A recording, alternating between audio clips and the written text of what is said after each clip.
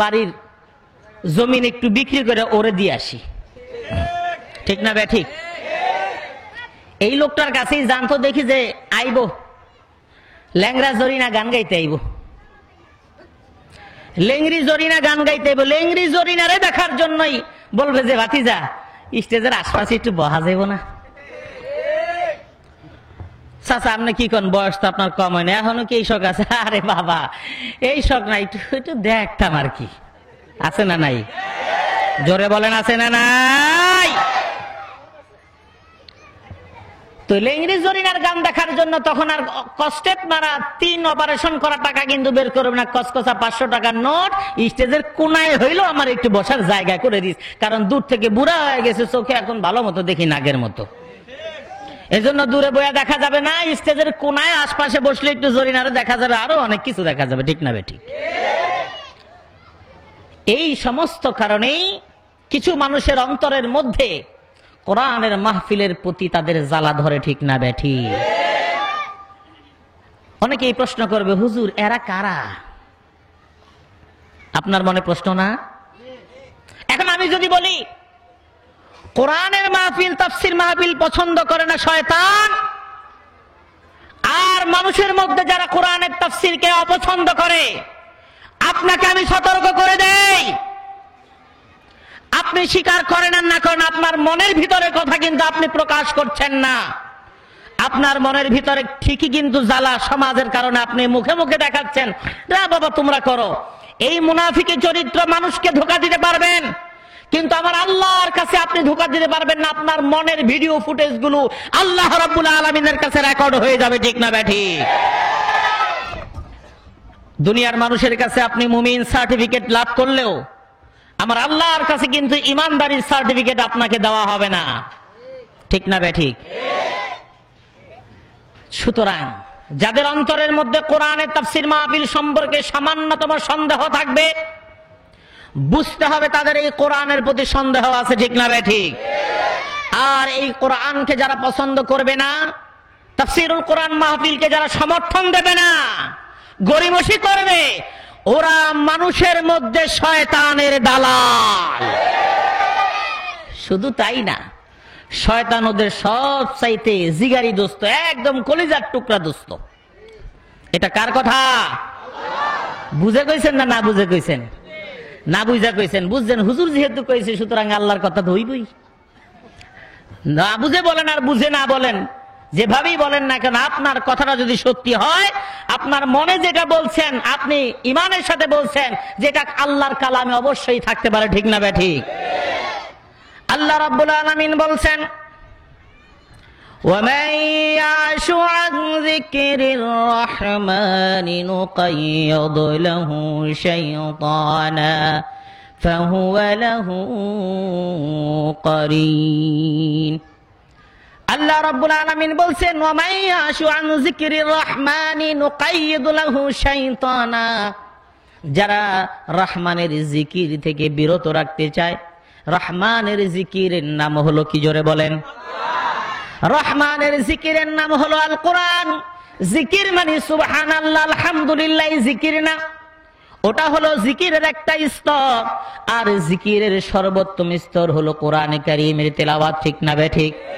আফজালুজ যিকরি তিলাওয়াতুল কোরআন, কোরআনে কারীম তেলাওয়াত হলো সর্বোত্তম জিকির, ঠিক না বেঠিক? আর আল্লাহ রাব্বুল আলামিন কোরআনের মধ্যে বলে দিলেন, ইন্না নাহনু নাযালনায যিকরা ওয়া ইন্না লাহু লাহাফিজুন। আল্লাহ রাব্বুল আলামিন বললেন, আমি নাহনু নাযালনায যিকরা, আমি জিকির অবতীর্ণ করেছি। এই জিকিরের মানে কি? কোরআন। জোরে বলেন কি? আল্লাহ বলেছেন, ইন্না নাহনু নাযালনায যিকরা, আমি এই জিকির অবতীর্ণ করলাম। দুনিয়ার যত মুফাসসিররা ইন্তেকাল করেছেন, তাফসীর লিখে গিয়েছেন, এখনো যারা কোরআন নিয়ে গবেষণা করে, সমস্ত মুফাসসিররা বলেছেন জিকির মানে হলো কোরআন। উলামায়ে কেরাম এখানে অনেক আছেন। ওয়া মান ইয়াশু আন যিকরির রহমান, রহমানের জিকির হলো রহমানের কোরআন থেকে যারা দূরে রাখতে চাইবে, যারা পারমিশন দেয় না কোরআনের মাহফিলের, ওদের উদ্দেশ্য হলো এই মানুষগুলো যেন কোরআনের কাছে না যায়। কোরআনের কাছে গেলে এই মানুষগুলো সোনার মানুষে পরিণত হয়ে যাবে, ঠিক না বেঠিক? সমাজের মানুষগুলো যদি সোনার মানুষে পরিণত হয়ে যায়, আর সুদ এক সময় হয়তো থাকবে না, ঘুষ থাকবে না, সেই ভয়ে সুদখোরের বাচ্চারা কোরআনকে ভয় পায়। এই কোরআনের মাহফিল নেতারা কেন হতে দিতে চায় না? এর কারণ হলো নেতারা কোরআনের পক্ষে নাই, ঠিক না বেঠিক? আমাদের সমাজের যত নেতা তার অধিকাংশই হলো বেনামাজি। নেতা যদি বেনামাজি হয়, কর্মীরাও হয় তার চাইতে বড় বেনামাজি। আমার কর্মীরা শোনো, আজকে যাকে তুমি নেতা মনে মনে করলা, এই নেতা তোমার কোনো কাজে আসবে না। এই কোরআন থেকে যেই নেতা তোমাকে দূরে রাখে, যেই নেতা তোমাকে নামাজের কথা বলে না, যেই নেতা তোমাকে হালাল খাদ্যের কথা বলে না, যেই নেতা তোমাকে অন্যের জমিন দখল করা থেকে বিরত রাখতে চায় না, বরং বলে আমার যা লাগবে ওই জায়গার মধ্যে আমার নামের সাইনবোর্ডটা গেড়ে আয়, ঠিক না বেঠি? চিন্তার কোনো কারণ নাই। আল্লাহ রাব্বুল আলামিন হাসরের ময়দানে কর্মীদেরকে একাই ডাকবেন না, নেতাকেও ডাকবেন। ইয়াউমা নাদউ কুল্লা উনাসিন বিইমামিহিম ফামান উতিয়া কিতাবাহু বিয়ামিনিহি ফাউলাইকা ইয়াকরাউনা কিতাবাহুম ওয়ালা ইউযলামুনা ফাতিলা। আল্লাহ রাব্বুল আলামিন বলছেন, ইয়াউমা নাদউ কুল্লা উনাসিন বিইমামিহিম, আমি ডাকবো তাদের নেতা সহকারে ডাকবো। ফামান উতিয়া কিতাবাহু বিয়ামিনিহি ফাউলাইকা ইয়াকরাউনা কিতাবাহুম ওয়ালা ইউযলামুনা ফাতিলা, এবং কাউকে সামান্যতম জুলুম করে কম বেশ করে আমলনামা দেওয়া হবে না। এজন্য কোরআনের কথা যখন বলা হয়, যদি কোনো বক্তা কোরআনের তাফসীরকে কোরআনের মতো করে বলে, তখন মাহফিল শেষে সমাজের এক শ্রেণীর মানুষের সমালোচনা শুরু হয়ে যায়, ঠিক না বেঠিক? বলে তোমরা যেই বক্তাটা আনছো, বক্তা সুবিধার না। দোষটা কি? দোষ কিছু না। কোরআন ওয়াজ আসলে ওয়াজের মধ্যে উল্টাপাল্টা কথা বলে। উল্টাপাল্টা কথা মানে কি?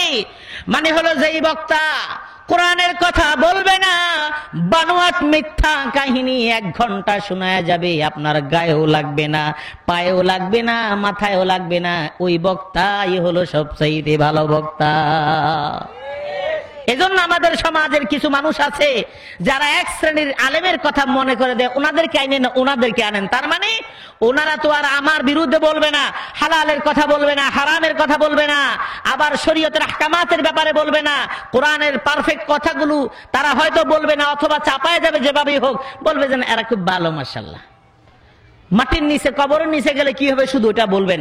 আরে কবরের নিচে গেলে সাপে যে কামড়াবে, ওই কামড় থেকে রক্ষা পাওয়ার পদ্ধতি তো বলতে হবে, ঠিক না বেঠিক? আমাদের সমাজে কোরআন মানা হয় মরার পরে, আগে না, ঠিক না বেঠিক? মরার পরে কোরআন যে কি মানা হয়, সবাই মনে করে নেই এই কোরআন আমার বাবার চাইতে বেশি মানে নেই কেউ। এই জন্য মরার আগে কেউ নামাজ পড়ে না, কিন্তু মরার পরে জানাজা 1টা নয়, 10টা নয়, 12, 14টা পর্যন্ত জানাজা হয়, ঠিক না বেঠিক? মরার আগে মসজিদে কোনোদিন না গেলেও মরার পরে জানাজাও মসজিদে হয়, বিভিন্ন অনুষ্ঠান হয়। মরার আগে মানুষে না খাওয়াইলেও, পাবলিকেটটা খাইলেও, মরার পরে 40 কুলখানি বড় করে খাওয়ায়, ঠিক না বেঠিক? আর হুজুরের কাছে দোয়া বেশি করে চাওয়া হয়। জীবিত থাকতে হুজুরের দল খারাপ, মরার পর হুজুরের জাত ভালো, ঠিক না বেঠিক? জীবিত থাকাকালীন মোল্লা মৌলবীরা ভালো না, ওরা তো কোরআনের অপব্যাখ্যা করে।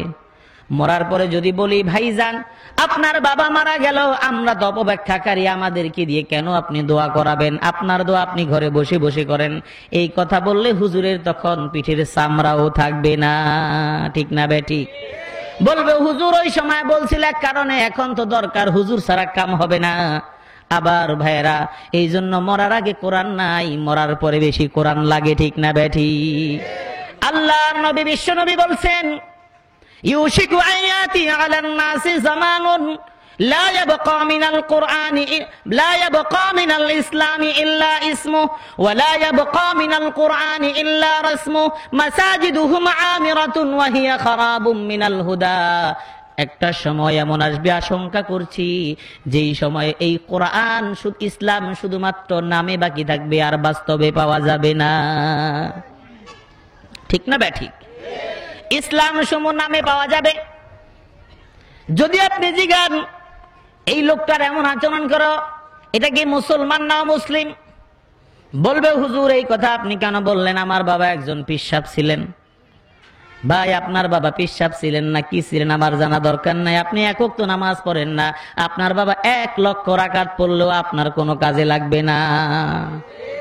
বলে হুজুর আমরা মুসলমান, তো শুধু মুসলমানই না বরং আমরা অমুক বংশের পোলা, এই জন্য দেখেন না মাঝে মাঝে মিলাদ পড়াই, আবার বাবার কুলখানিতেও আমরা অনুষ্ঠান করি, 40 করি, মৃত্যুবার্ষিকী করি। আমার রাসূল বলে দিয়েছেন নামমাত্র ইসলাম বাকি থাকবে, বাস্তবে ইসলাম থাকবে না। যে কারণে এখনকার যুগে মানুষ শুধু নামে ইসলাম মুসলমান আছে, বাস্তবে মুসলমান আপনি খুঁজে পাবেন না।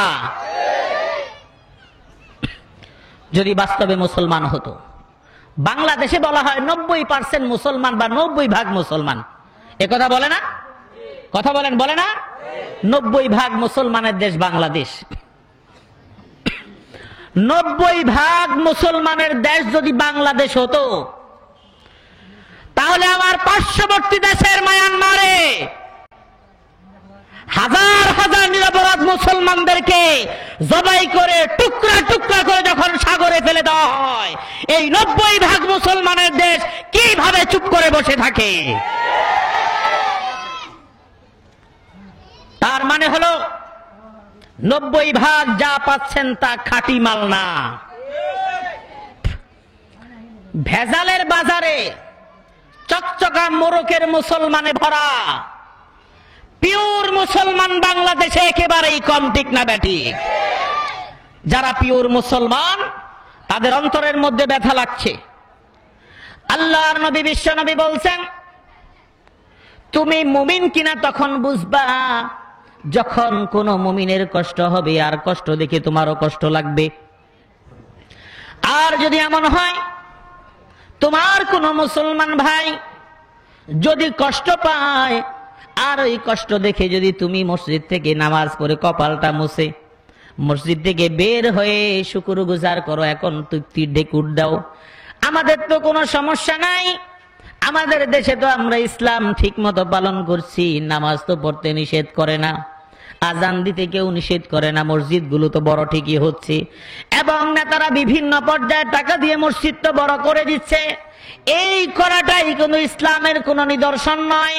আমার নবী বিশ্ব নবী বলেছেন ইসলাম যেমন নামের উপরে বাকি থাকবে, ওয়ালা ইয়াবকা মিনাল কুরআনি ইল্লা রাসমু, কোরআন বাকি থাকবে রসুম রাওয়াজের মধ্যে। আর মসজিদগুলোর অবস্থা কি হবে? মাসাজিদুহুম আমিরাতুন ওয়া হিয়া খারাবুম মিনাল হুদা, মসজিদগুলো সুরম্য হবে, মার্বেল হবে, টাইলস হবে, এসি হবে, কার্পেট হবে, সব কিছু হবে।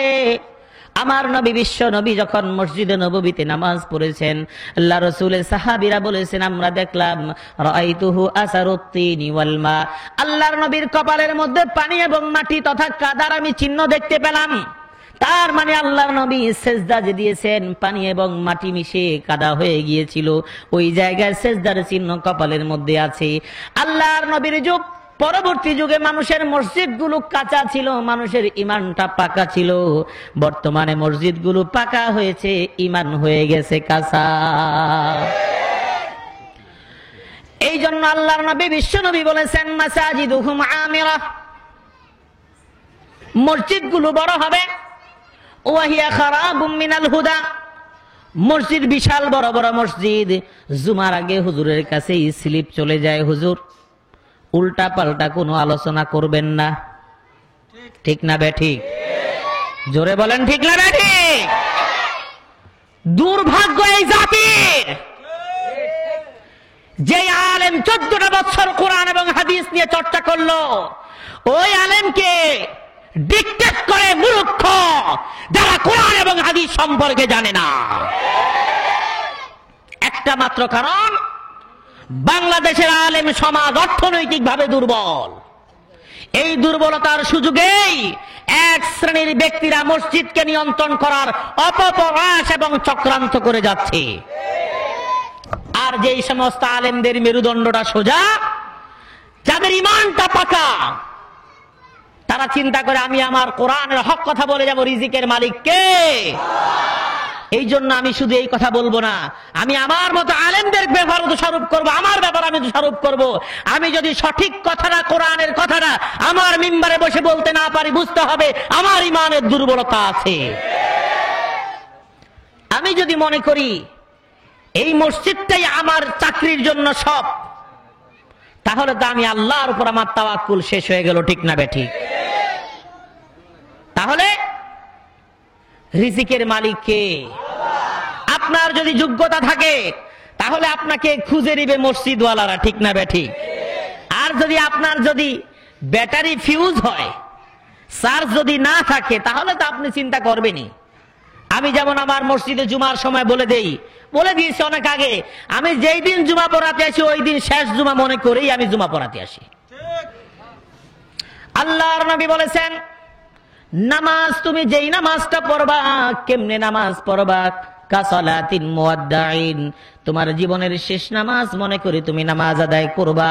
আর একজন মানুষ যদি জীবনের শেষ নামাজ মনে করে যদি নামাজের যায় নামাজে দাঁড়ায় আল্লাহু আকবার বলে, ওই নামাজের মধ্যে যেই প্রাণ পাওয়া যাবে এমন সুন্দর নামাজ আর হবে না। যদি কোনো মানুষ মনে করে আর 1 ঘন্টা পরে ফাঁসি হয়ে যাবে, যদি কোনো মানুষ মনে করে 1 ঘন্টা, শুধু নয়, যদি ডাক্তার বলে দেয় আপনারা বাড়িতে নিয়ে যান, আমাদের কাছে রেখে কোনো লাভ নাই।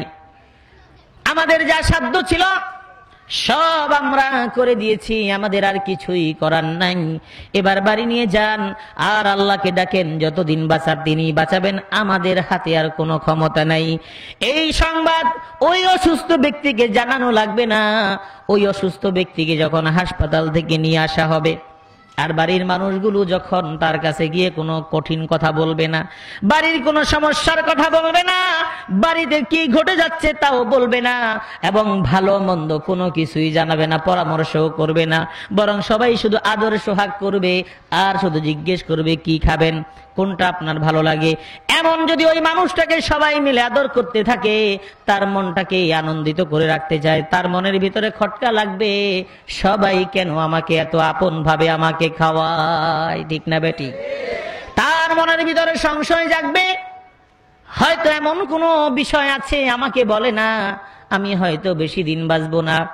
সেজন্যই আমার সাথে আমার স্ত্রীও কোনো বিষয় নিয়ে তর্ক করে না, আমার সন্তানরাও কোনো কিছু আমার কাছে আবদার করে না, আমার পরিবারের কেউ আমার কাছে কোনো কিছু চায় না।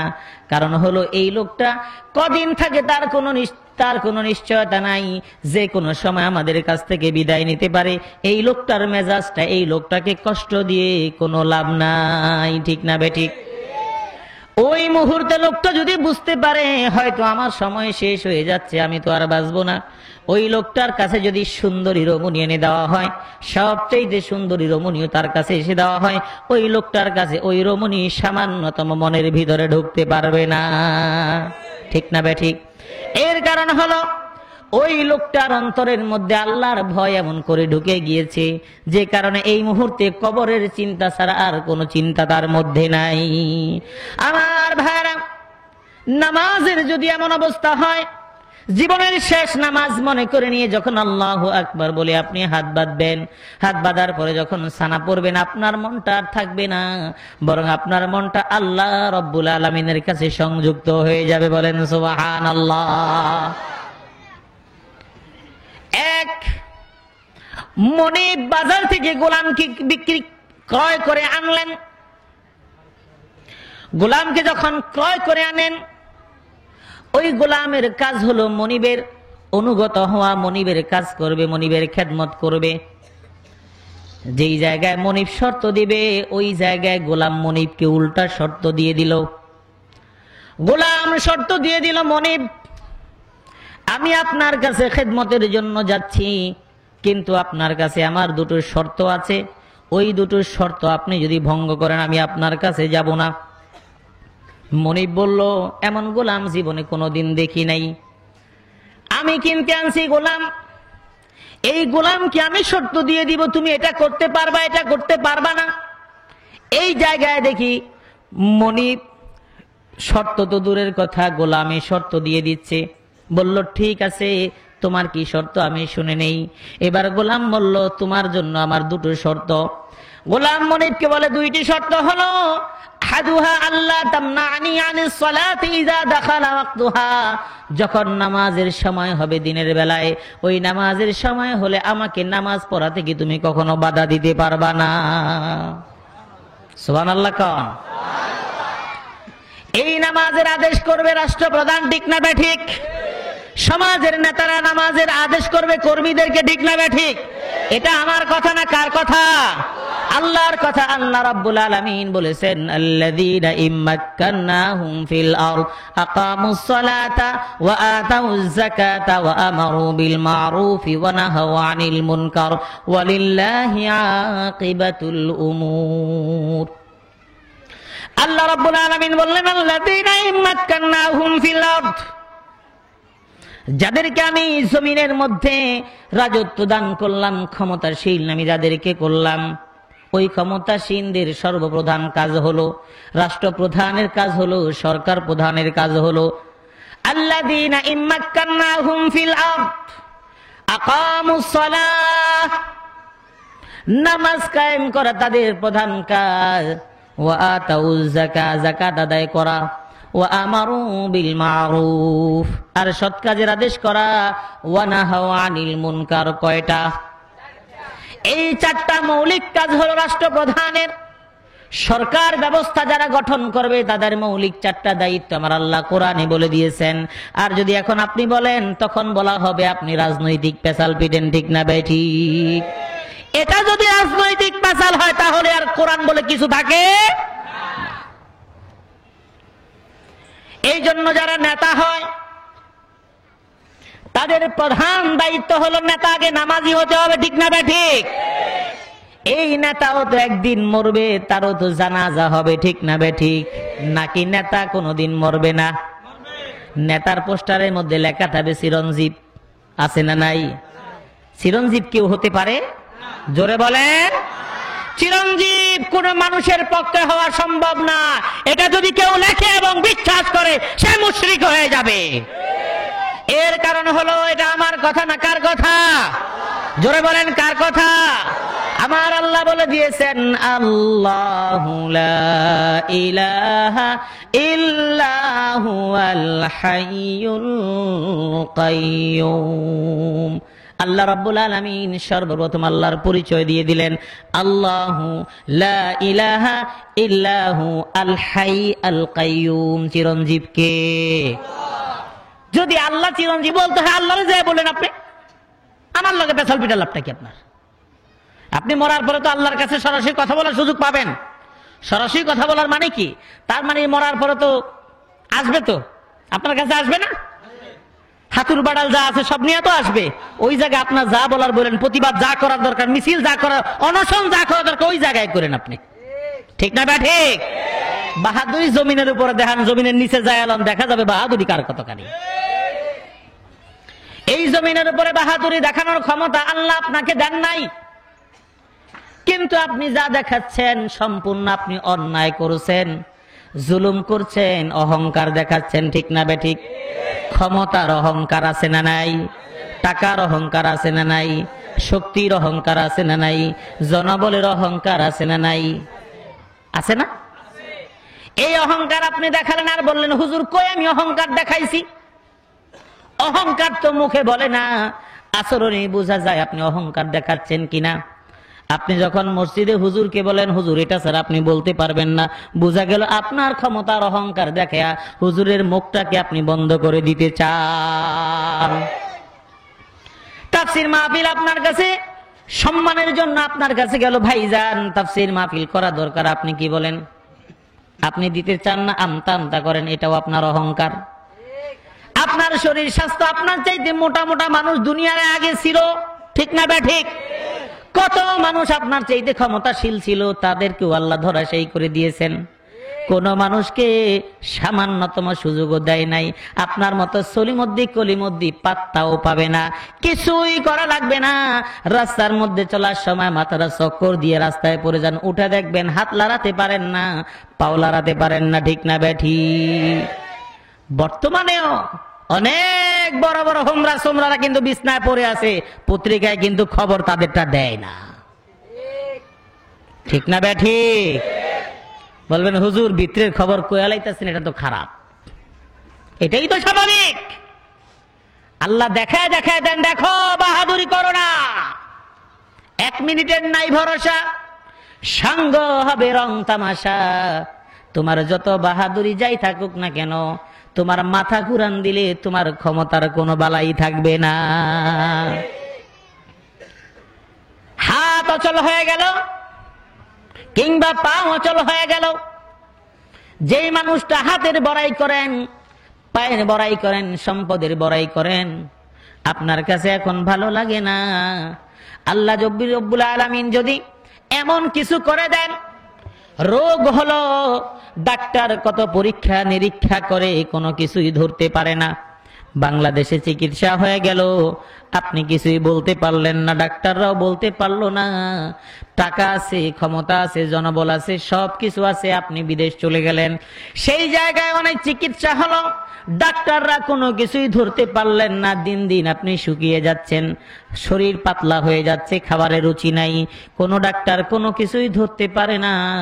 আপনি এবার বাড়িতে চলে আসলেন, এই মুহূর্তে যখন আসলেন, আপনার এত চিকিৎসা করাচ্ছেন, আপনার টাকার বাহাদুরি শেষ হয়ে যাচ্ছে। এক সময় দেখা গেল এমন দুরারোগ্য ব্যাধি আপনার শরীরের মধ্যে বাসা বাঁধলো, আপনার বাড়িও বিক্রি করলেন, ফ্ল্যাটও বিক্রি করলেন, এখন আপনার আর দলের পরিচয় আপনার কাছে একেবারে মূল্যহীন। যদি আপনাকে জিজ্ঞেস করেন পার্টি অফিসে যান না কেন, বলে পার্টি দিয়ে আমার কি হবে, আমার জীবনই তো আগে বাঁচে না। এবার দেখা যায় ওই নেতা মুখের মধ্যে দাড়ি, এবার নেতার মাথার মধ্যে টুপি, ওই নেতার বিছনার পাশে যায় নামাজ ভাস করা। জিজ্ঞেস করা হয় নেতাজি ঘটনা কি, দাড়ি বুলি রেখে দিলেন, আরে কোনো কথা বলিস না, বলা যায় না, কখন আবার চলে যায়। এই অবস্থায় যদি যাই, আল্লাহর কাছে কি জবাব দেব, ঠিক না বেঠি? কথা কি মিথ্যা?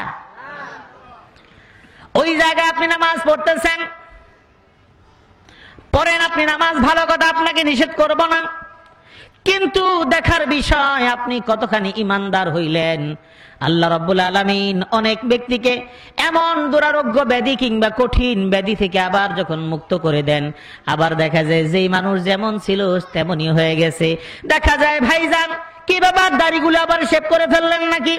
বলে বলো না, বউ পছন্দ করে না, মায় পছন্দ করে না, এলাকাবাসী পছন্দ করে না, এই জন্য আবার ফেলে দিলাম। তার মানে আল্লাহ রাব্বুল আলামিন বিপদ দিয়েছিলেন, এই জন্য ডরে ভয়ে আমি রাখছি, না জানি চলে যাই। এবার যখন দেখলাম আবার সোজা হয়ে দাঁড়াইছি, বুঝলাম আমি যাব না, আরো বহুত বছর পর্যন্ত বাঁচবো, ঠিক না বেঠি?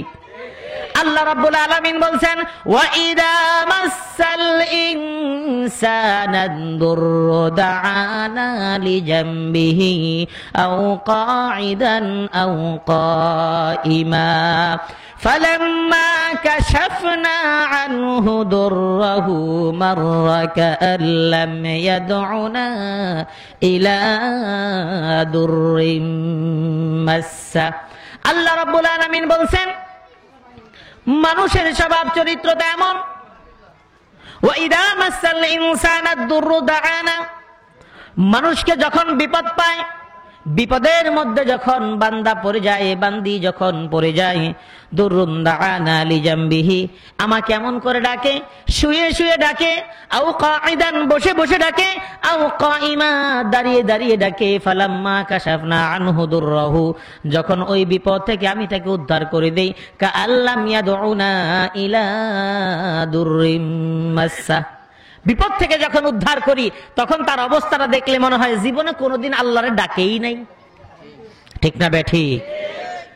ধরে নেন বাড়ির প্রধান ব্যক্তি যিনি, যার আয় রোজগার ছাড়া বাজারটা চলে না, এমন একজন ব্যক্তি, যার প্রয়োজন খুব বেশি, বউয়ের কাছেও তার খুব দাম, সন্তানের কাছেও তার খুব দাম। এখন আমরা যারা এই বয়স আছে আমাদের দাম সব জায়গায় আছে, ঠিক না বেঠিক? কথা বলেন, সব জায়গায় আছে। কোনো একটা মাহফিলে যদি কোনো কারণে না যাই, কিয়ামত হয়ে যাবে। কিয়ামত হবে না? ওই আয়োজকদের, ওই এলাকার মানুষের কাছে জবাব দিতে দিতে জীবন শেষ। তাহলে বোঝা গেল আমাদের এক জায়গায় দাম আছে। এখন সবারই দাম আছে। যদি কোনো মানুষ তার প্রয়োজন ডেলিভারি দিতে না পারে, তাহলে ওই লোকটার কি কোনো দাম থাকে না? এখন পরিবারে এমন যার খুব দাম আছে, ধরে নেন গৃহকর্তা, যিনি স্বামী, যিনি বাবার ভূমিকায় আছেন। এই তো, এই স্বামী যদি হঠাৎ অসুস্থ হয়ে পড়েন, স্ত্রীর অবস্থাটা কি হবে? অস্থির হয়ে যাবেন। অনেকে বলবেন, হুজুর এখন তো অস্থির হয় না, কারণ এখন অনেকে স্বামী থাকতেই স্বামীর কথা চিন্তা করে না, আর অসুস্থ হলে চিন্তা করবো তো দূরের কথা। কথা বলেন না, ঠিক না বেঠিক? কারণ স্বামী আছে, তারপরও স্বামীর খবর নাই, কারণ আরেকজনের খবর নিয়ে মহাব্যস্ত। এমন আছে না নাই? এই কোরআন না থাকার কারণে আপনার স্ত্রীকে আপনি কোরআন দিতে পারেন নাই।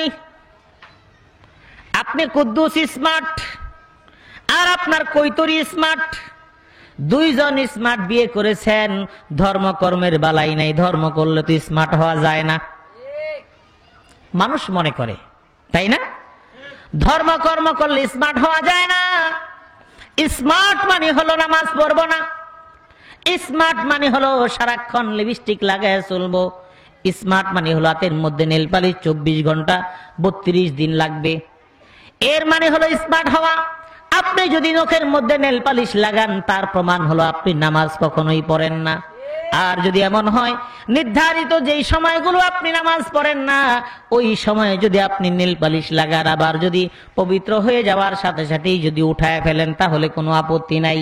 কিন্তু এমন কাজ যারা করে, যারা নামাজ পড়ে কষ্ট করে এই নেল পালিশ লাগাবেও না, আবার উঠাবেও না, কারণ লাগাতেও যেমন কষ্ট, উঠাতেও তেমনই কষ্ট, ঠিক না বেঠিক? এই জন্য স্বাভাবিকভাবে বুঝে নেই, যারা নেল পালিশ ব্যবহার করে তাদের হাতটা দেখলেই বোঝা যায় নামাজের সাথে তার কোনো সম্পর্ক নাই। ও আমার ভাইরা, যে স্ত্রীর নামাজের সাথে সম্পর্ক নাই, ওই স্ত্রী কোনোদিন স্বামীর জন্য কাঁদবে না। অনেক মা বোনেরা রাগ করতে পারেন, মনে করতে পারেন, হুজুর আমরা তো নামাজ পড়ি না, স্বামীর জন্য পাগল। হ্যাঁ, আপনি স্বামীর জন্য পাগল, এই পাগলে কোনো দাম নাই। কারণ যে স্ত্রী নামাজ পড়ে না, স্বামীর জন্য যত পাগল হয়ে আপনি চিল্লান না কেন, কোনো কাজে আসবে না। আর যদি স্ত্রী আপনি নামাজি হতেন, পাগল হওয়া লাগতো না। স্বাভাবিক সম্মানটুকু দিয়ে যদি নামাজের পরে দোয়া করতেন, ও আল্লাহ, আমার যে স্বামী তুমি দান করেছো, এই স্বামীকে তুমি ভালো বানাইয়া দাও, এই স্বামীকে তুমি আমার জন্য নেককার স্বামী হিসেবে কবুল করে নাও।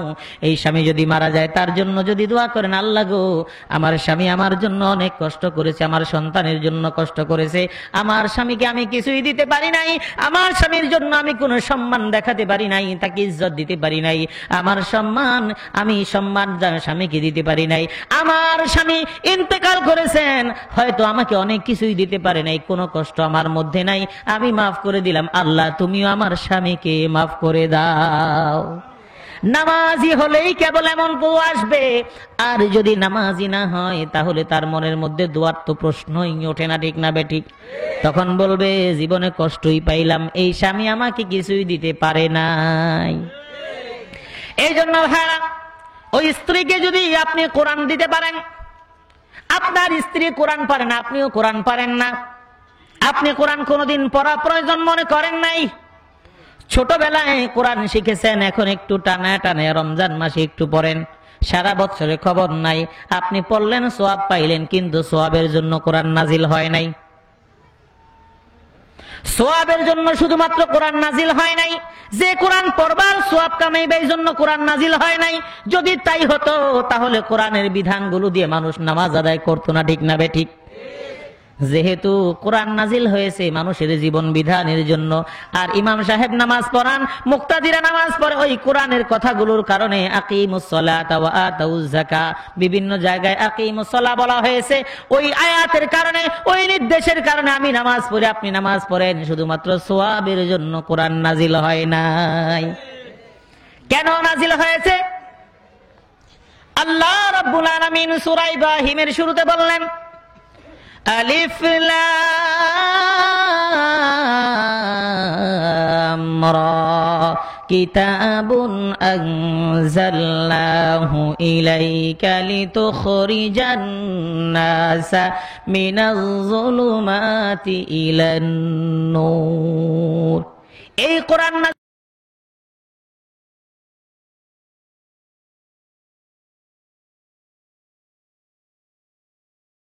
হয়েছে অন্ধকার থেকে আলোর পথে দেখাবার জন্য, ঠিক না ঠিক? এই কোরআন মানে হলো আলো, এই কোরআন মানে হলো প্রদীপ, এই কোরআন মানে হলো বাতি, ঠিক না ব্যাঠি? এই রাস্তা যদি বন্ধ হয়ে যায়, রাতের বেলা যদি আসমানের চাঁদটা যদি অমাবস্যার রাত হয়ে যায়, এলাকার রাস্তার লাইটগুলো যদি বন্ধ হয়ে যায়, কারেন্টটা যদি চলে যায়, ওই মোড়ে এসে যদি আপনি জিজ্ঞেস না করেন এবং যদি কেউ না চিনে, আপনার বাসা পর্যন্ত আপনি যেতে পারবেন না। এবার আপনার হাতে একটা লাইট দেওয়া হলো, লাইট দিয়ে বলা হলো এই লাইটটা জ্বালায় জ্বালায় দেখে দেখে রাস্তা দিয়ে চলে যান। এই লাইটটা আপনাকে দেওয়া হলো রাস্তা দেখার জন্য, এই কোরআনটা হলো সেই লাইট, ঠিক না ব্যাঠি? এই লাইটের মধ্যে যদি চার্জ না থাকে, লাইটটা যেমন জ্বলবে না। আপনার মধ্যে যদি কোরআনের মহাব্বত না থাকে, কোরআন পড়েও আপনি হেদায়াত পাবেন না। এই জন্য কোরআন দেওয়া হলো। আপনার স্ত্রী আপনার ওয়াজ করা লাগবে না, আপনার স্ত্রী আপনার প্রতি দরদ নাই, আপনার স্ত্রী আপনার কথা শোনে না, মানে না, আপনার সাথে বেয়াদবি করে, এর কোনো কিছুই করা লাগবে না। এই কোরআন যদি আপনার স্ত্রী পড়ে, আপনি যত ওয়াজ করেন আপনার ওয়াজ আপনার স্ত্রী শুনবে না। কারণ স্বামী যত বড় হোক না কেন, স্ত্রীর কাছে তার 5 পয়সার কোনো দাম নাই, ঠিক না বেঠিক?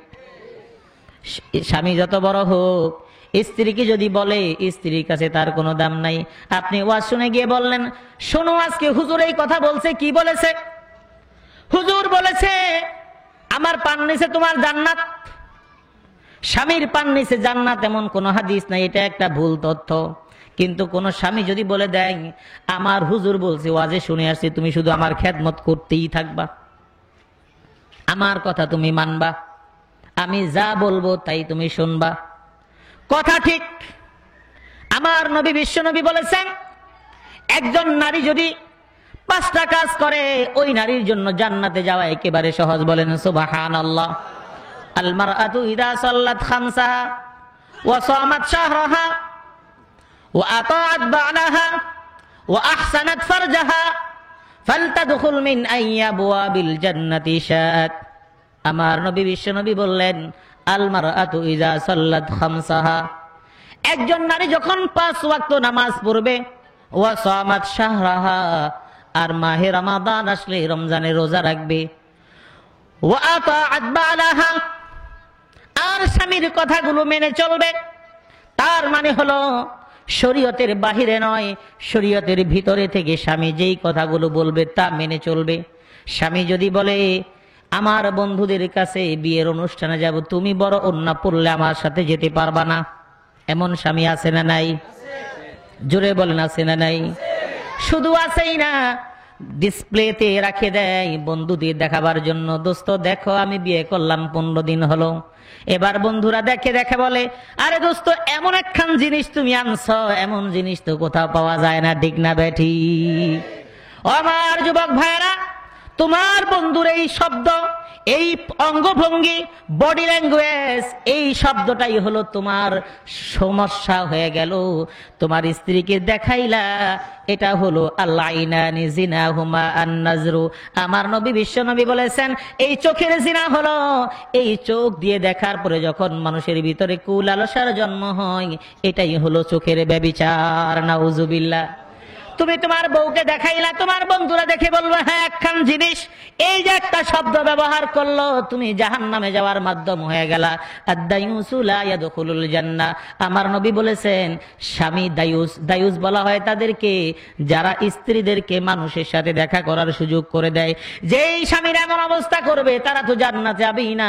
আর নারীদের ব্যাপারে বলা হয়েছে, যে সমস্ত নারীরা এমন পোশাক পরবে, রুব্বা কাসিয়াতুন আরিয়াতুন মুমিলাতুন মাইলাতুন, নারী এমন পোশাক পরলো যেই পোশাকটা শরীরের সাথে আটসাট, মানুষদেরকে আকর্ষণ করে, সেও মানুষের প্রতি আকৃষ্ট হয়।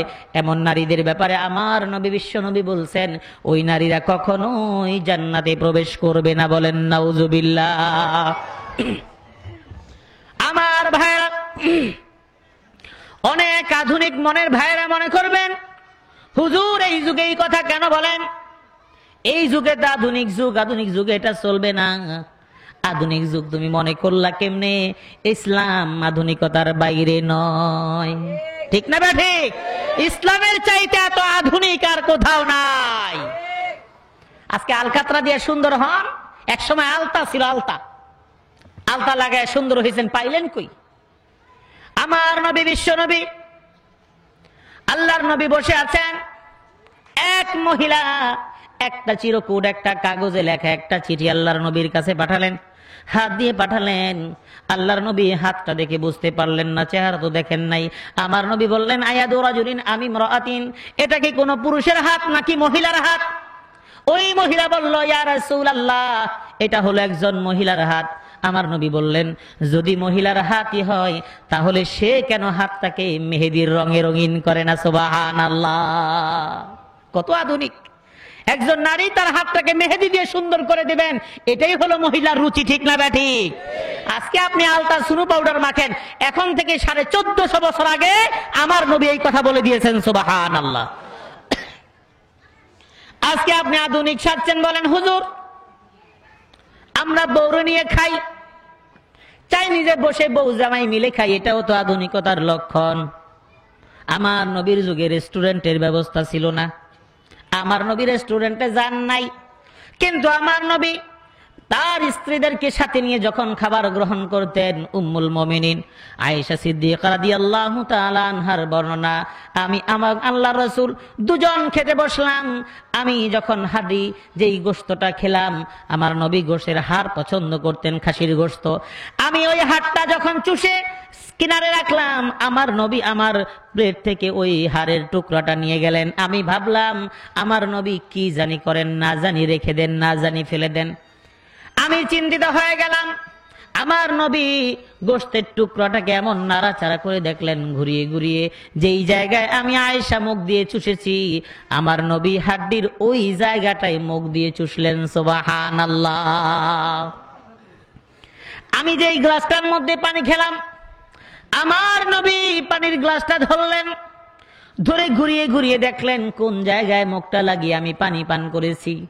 আমার নবী বিশ্ব নবী ওই গ্লাসের ওই জায়গাটায় মুখ লাগায় পানি পান করলেন। সুবহানাল্লাহ। আধুনিক যদি হতে হয়, ইসলামের চাইতে আধুনিক অন্য কোন ধর্ম কোনদিন হতে পারে না। আল্লাহর নবী নিজে খেলেন নাই, কিন্তু ছোট ছোট সন্তানেরা, ছোট ছোট ছেলেরা যখন খেলা করত, সেখানে গিয়ে আল্লাহর নবী খেলা দেখতেন। একবার উম্মুল মুমিনিন আয়েশা সিদ্দিকা রাদিয়াল্লাহু তাআলা আনহা ছোট, তিনি খেলা দেখবেন, আল্লাহর নবী পিছনে দাঁড়ানো আয়েশা সিদ্দিকাকে সামনে দিয়ে দেখালেন, এবং আল্লাহর নবীর বিশ্ব নবীর কাছে বিভিন্ন বিবাহের প্রস্তাবনার কথা যখন আসলো, আল্লাহর নবী বললেন তোমরা দফ বাজাও। দফ মানে হলো ঢোল, না, ঢোলের দুই দিকে বন্ধ থাকে, দফের একদিকে আটকানো আর একদিকে খোলা। আল্লাহর নবীর যুগে দফ বাজানো জায়েজ ছিল। আল্লাহর নবী আনন্দের জন্য, বিনোদনের জন্য বিবাহের অনুষ্ঠানে দফ বাজানোর কথা বলে দিলেন। আল্লাহর নবী একটা অনুষ্ঠানের মধ্যে আছেন, এক ব্যক্তি এসে বললেন ইয়া রাসূলুল্লাহ, আল্লাহর নবী আমরা বিয়ের মধ্যে কি করব?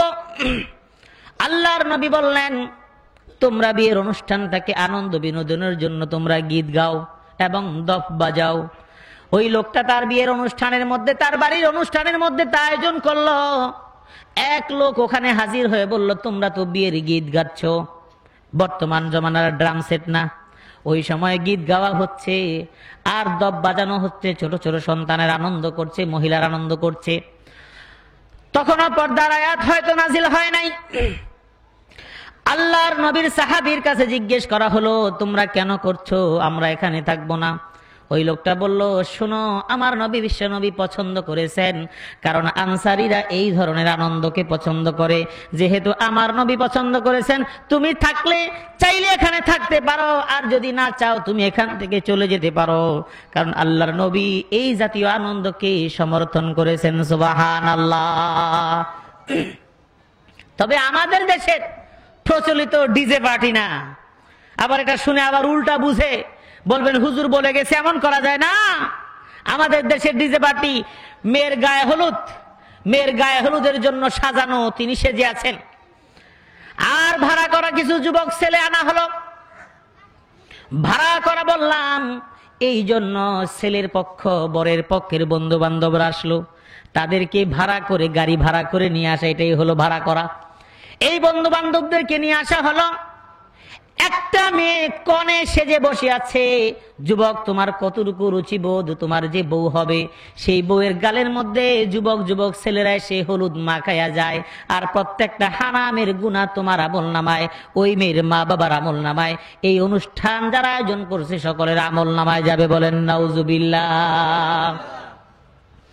তোমার যদি ওই মেয়েটাকে যদি গায়ে হলুদ দিতেই চাও, তাহলে ছেলে ভাড়া করার কোনো প্রয়োজন নাই। মহিলা কি সমাজে মরে গেল নাকি? রাস্তায় গেলে মহিলার কারণে হাঁটতে পারি না, মার্কেটে গেলে পুরুষ খুঁজে পাওয়া যায় না, মহিলা ছাড়া আর কেউ নাই, ঠিক না বেঠিক? এত মহিলা, সংসদের প্রধান মহিলা, রাষ্ট্রের প্রধান মহিলা, বিরোধী দলের মহিলা, সব দলের প্রধান মহিলা আছে না নাই? এত মহিলা, মহিলাদের কারণে মহিলারা বলে পুরুষের জ্বালায় নাকি তারা থাকতে পারে না। নারীবাদী নারীরা বলে পুরুষতান্ত্রিক সমাজ ব্যবস্থা, পুরুষতান্ত্রিক সমাজ ব্যবস্থা মানে পুরুষরাই সব নিয়ন্ত্রণ করে, তাদের মাঝে আমরা আছি। কিন্তু গায়ে হলুদের সময় এই পুরুষতান্ত্রিক সমাজের পুরুষগুলোকে কেন ডেকে আনেন? পুরুষদের প্রতি এতই ঘৃণা, তাহলে পুরুষদেরকে ডেকে আনেন কেন? মহিলাই তো ডেকে আনা যাইতো।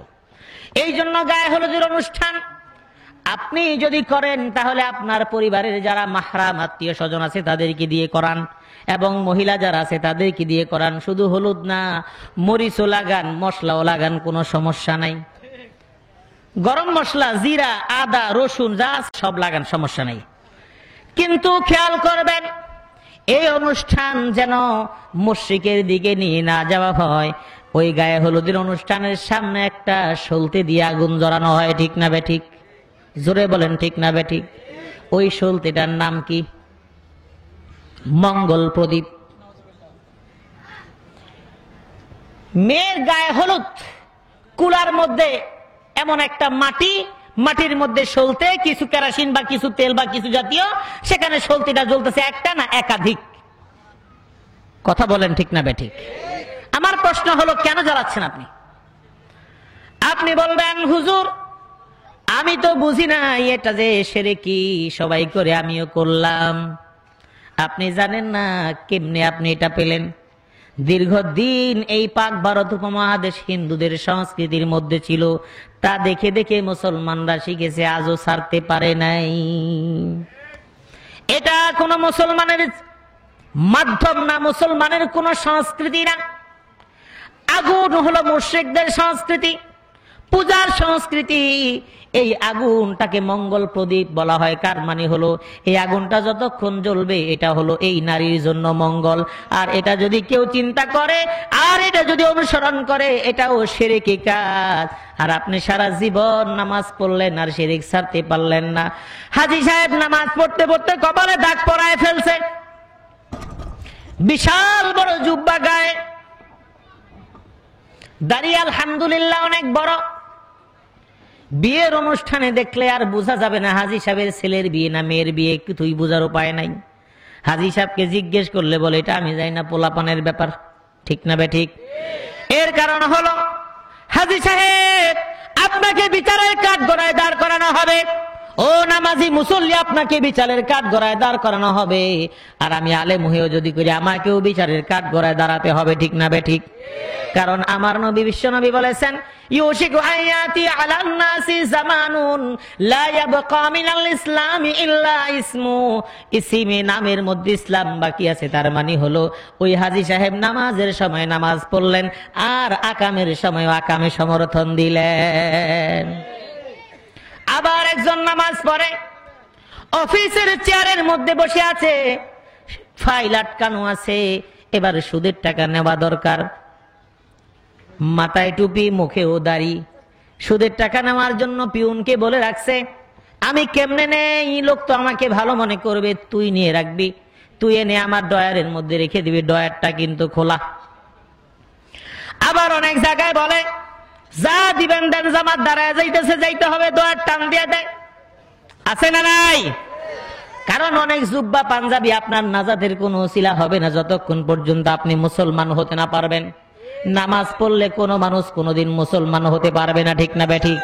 হজ করলে কোনো মানুষ কোনোদিন মুসলমান হতে পারবে না যতক্ষণ পর্যন্ত পরিপূর্ণ ইসলাম এবং সুদ ঘুষ হালাল হারাম বান্দার হক সহ আমল না করবে, পালন না করবে। শুধুমাত্র নামাজ রোজা দিয়া কোনোদিন মুসলমান হওয়া যাবে না।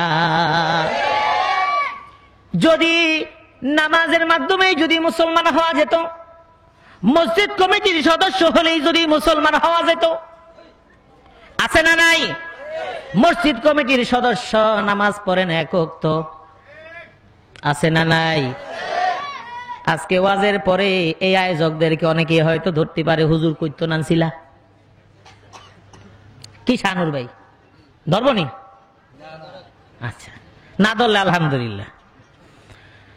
ও আমার ভাই, আমি কোন ব্যক্তিকে চিনি না, তোমার সাথে আমার সামান্যতম কোনো সম্পর্ক নাই, জমি জমার সম্পর্ক নাই, বৈবাহিক সূত্রে আত্মীয়তার সম্পর্ক নাই, ঠিক না বেঠিক? কি কারণে আমি তোমার বিরোধিতা করব? কোন ব্যক্তির বিরোধিতা আমি করি না, শুধুমাত্র কোরআনের কথাগুলো বলে যাই। ও আমার ভাই, মসজিদের জিম্মাদারি যদি কোনো মানুষ নিয়ে থাকেন, এই জিম্মাদারি নেওয়াটা অনেক সহজ, জিম্মাদারি পালন করাটা অনেক কঠিন। মসজিদের জিম্মাদার হলেই কিন্তু খাঁটি মুসলমান হওয়া যাবে না। মসজিদের সভাপতি সেক্রেটারি হলেই জান্নাত যাওয়া যাবে না। মসজিদের সদস্য হলেই শুধুমাত্র আল্লাহর কাছে সন্তুষ্টি অর্জন করা যাবে না। ইমাম হলেও আল্লাহর সন্তুষ্টি অর্জন করা যাবে না যতক্ষণ পর্যন্ত অন্তরের মধ্যে ঈমান এবং বাহ্যিক ইসলাম না থাকবে। যদি মসজিদের দায়িত্ব নেওয়াটাই যদি ইসলাম হতো, নামাজ পড়াটাই যদি ইসলাম হতো, হজ করাটাই যদি ইসলাম হতো, আবু জাহাল আবু লাহাব তারাও তো হজ করতো, ঠিক না ঠিক? শুধু হজ করতোই না, তারা হাজীদেরকে পানি পান করানোটাও পুণ্যের কাজ মনে করত, এবং কুরাইশের নেতারা হাজীদেরকে আদর যত্ন সোহাগ করে পানি পান করাতো, ঠিক না ঠিক? এই বাইতুল্লাহর জিম্মাদারি তাদের কাছেই ছিল, চাবিও তাদের কাছেই ছিল, তারাও কমিটির মেম্বার। এবং শুধু আপনি আমি নয়, আমার মতো নয়, আমার চাইতে বেশি তাদের ভক্তি ছিল। সেই জন্য বাইতুল্লাহ যখন তাওয়াফ করতো গায়ে কোনো কাপড় রাখতো না। আহকামুল কোরআনে ইন্না আউওয়ালা বাইতিন উদিআ লিন-নাস, এই আয়াতের যখন ব্যাখ্যা করা হয় মুফাসসিররা লিখেছেন ইন্নাহুম কানু ইয়াতুফুনা উরয়ানান, ওই যুগের মানুষেরা বাইতুল্লাহ তাওয়াফ করতো উলঙ্গ অবস্থায়। এর কারণ কি? এর কারণ হলো তারা মনে করতো বাইতুল্লাহ তাওয়াফ একটা পুণ্যের কাজ। এই কাপড় চোপড় পরে অনেক গুনার কাজ করি, এই গুনাহ মিশ্রিত কাপড় দিয়ে কেমনে এত পুণ্যের কাজ করি, এই জন্য কাপড়গুলো খুলে উলঙ্গ হয়ে তাওয়াফ করতো। অন্তরের মধ্যে শ্রদ্ধা ভালোবাসা সব ছিল, কিন্তু পদ্ধতিটা তো ইসলাম সমর্থনযোগ্য ছিল না। আবার যেহেতু মনের ভিতরে ঈমান নাই, এই তাওয়াফ কোনো কাজে আসবে না, ঠিক না বেঠিক? আপনি বলেন হুজুর আমি তো ঈমানদার, আমি তো আল্লাহকে বিশ্বাস করি, নামাজ কেন কাজে আসবে না? যদি আপনি নামাজি হতেন আর ঈমানদার হতেন, নামাজ পড়ে কোনোদিন অন্যের মাল আত্মসাৎ করতে পারতেন না। যদি আপনি পরিপূর্ণ ঈমানদার হতেন, নামাজ পড়ে হজ করে আপনি আরেকজনের জমিনের মধ্যে খুঁটা গাড়তে পারতেন না। বাড়ি করার সময় জোর জবরদস্তি আরেকজনের জমিনের মধ্যে এক হাত দখল করে ইটা গাড়তে পারতেন না। আপনি যদি ইমানদার হতেন, নামাজ পড়েন, রোজা রাখেন, সবই ঠিক আছে, তাহলে আপনি আরেকজনের ফাইল আটকাইয়া সুদ খাইতে পারতেন না।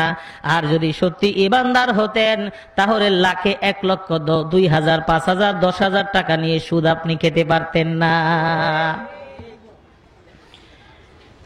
এই জন্য আল্লাহ রাব্বুল আলামিন বলেছেন, কিতাবুন আনজালনাহু ইলাইক, এই কিতাব আমি আপনার প্রতি নাজিল করলাম, এর কারণ হলো লিতুখরিজান নাসা মিনাজ যুলুমাতি ইলান নূর। এই কিতাব দেওয়ার মানে হলো, কারণ হলো এই কিতাবটা একটা লাইট। এই লাইট দিয়ে আলো জ্বালায় জ্বালায় মানুষ দেখে দেখে রাস্তা দিয়ে পার হয়ে যাবে, সুবহানাল্লাহ। আর কোন রাস্তায় যাবে সেটাও লাইট দিয়ে দেখবে, কারণ যেই রাস্তায় আমার নবী চলে গেছেন সেই রাস্তায় যাবে, তার নাম হলো ইহদিনাস সিরাতাল মুস্তাকিম। আপনি আন্দাকুন্দির লাইট আলো আছে, রাস্তা দেখে হাঁটা শুরু করলে আপনি গন্তব্যে পৌঁছতে পারবেন না, ঠিক না বেঠিক? আমি যদি এখান থেকে রওনা দেই, রাস্তা যদি না চিনি, আমি যদি রাস্তা দেখে দেখে লাইট মেরে চলতেই থাকি, হয়তো দেখা যাবে আমি বেরিবাদে চলে গেছি, গুলিস্তান যাইতে পারি নাই। আবার এমন হতে পারে লাইট দিয়ে আমি চলছি ঠিকই, আমি কাউকে জিজ্ঞেস করলাম না, কারো কাছ থেকে নির্দেশনা নিলাম না, আমার মন গড়া রাস্তায় চললাম, হইতে পারে ডাকাতের কবলে পড়ার সম্ভাবনা আছে। এই জন্য আমাদের দেশের মানুষ কোরআন পড়ে না, কোরআন বোঝে না, মন গড়া রাস্তায় যখন চলে, যারে তার কথায় শোনা যখন হাঁটা ধরে, দেখে ঈমান নাই, ঠিক না বেঠিক? বাবার দরবারে নিয়ে যায় জান্নাত দেখাবে বলে, বলে চলো মুখ বাবার দরবারে চলো। বাবার দরবারে গেলে মালও পাওয়া যায়, জান্নাতও পাওয়া যায়, কত সস্তা স্লোগান আছে না নাই? এই উল্টা পাল্টা রাস্তায় টর্চ লাইট মেরে যদি চলে যান, সেই জায়গায় গেলে কাজ হবে না। যাবার পরে দেখবেন আপনার বাবা, আপনার চাচা যেই নামে ডাকেন না কেন, ওই বাবায় যদি আমার নবীর তরিকা অনুযায়ী চলে, বুঝবেন এই তরিকাটা হলো সঠিক, ঠিক না বেঠিক? আর বাবার তরিকা যত সুন্দর হোক না কেন, ওটা কোনোদিন সঠিক রাস্তা হতে পারে না। এই জন্য সূরা বাকারা হলো কোরআনের প্রথম সূরা, কিন্তু তার আগে আরেকটা সূরা দিলেন, তার নাম হলো সূরাতুল ফাতিহা। ওই সূরা ফাতিহার মধ্যে অনেক কথা পুরা কোরআনের কথাটাকে বলা হয়েছে, এই জন্য সূরাতুল ফাতিহাকে বলা হয় উম্মুল কিতাব। ওই সূরাতুল ফাতিহার মধ্যে আপনাকে একটা কালিমা, একটা আয়াত আল্লাহ দিয়ে দিলেন, আপনি তখন দাঁড়ায় পড়েন, ইহদিনাস সিরাতাল মুস্তাকিম। আপনি দাঁড়ায় বলছেন, আল্লাহ গো, আমি তোমার কাছে একটা রাস্তার ঠিকানা আমি চাই। টর্চ লাইট আমাকে দিয়েছো, কোরআন আমাকে দিয়েছো, আমি কোরআন বুঝে পেয়েছি। এই টর্চ লাইটটা তো পেলাম, চার্জও আছে, আলো হবে, কিন্তু এই আলো দিয়ে আমি কোন পথে যাব, আমাকে সঠিক পথ দেখাও, সুবহানাল্লাহ।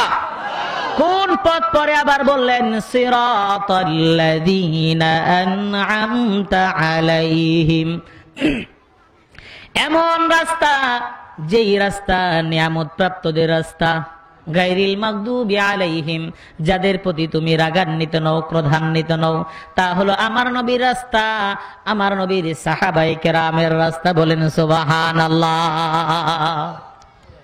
রাস্তা তো সবাই দেখাবে, বলে আমার বাবার কাছে গেলে কলবটা এমন জারি করে দিবে, কলবের মধ্যে জিকির শুধু ফ্লাপ দিবে, জিকির শুধু ফাল দিতে থাকবে, তুমি যা করো না কেন কলবে জিকির হতেই থাকবে, এর মাধ্যমে তুমি জান্নাতে যাবা।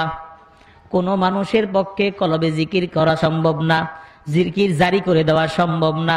কলবের মধ্যে জিকির জারি তখনই হবে আপনি যখন আপনার অন্তর দিয়ে কোরআন অনুসরণ করবেন। যে মানুষটা যাকে ভাবে সেই মানুষটা তার কথাই বেশি মনে করে, ঠিক না বেঠিক? যেই মানুষটা যাকে সারাক্ষণ